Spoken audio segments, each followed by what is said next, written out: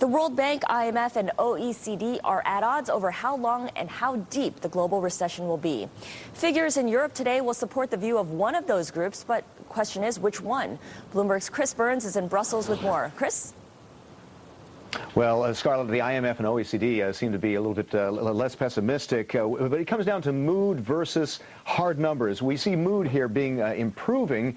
German consumer confidence surprisingly rising after holding stable for 4 months. French business confidence today rising higher than expected. Eurozone PMI stable but not higher. And on the downside, French consumer spending fell back more than expected by 1.6%. Keep in mind also we saw Italian manufacturing shrinking by down by nearly a third year on year.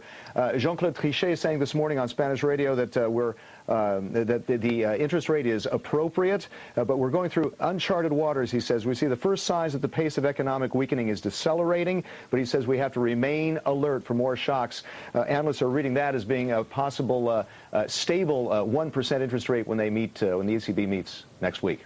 Now, Chris, what can we expect from the OECD's new forecast on Wednesday? Well, if you see what they predicted back in March, it was they said that the 30 industrialized members of the OECD would be shrinking, their economy shrinking by 4.3% this year. The OECD chief we talked to, and he says that he sees a bottoming out, but he's cautious about what he calls patchy green shoots.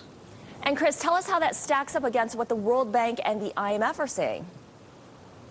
Well, the World Bank sees GDP shrinking by some 2.9% this year. The Eurozone minus 4.6%, U.S. minus 3%.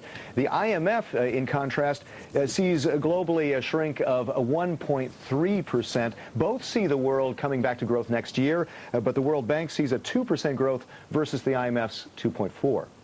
Bloomberg's Chris Burns in Brussels.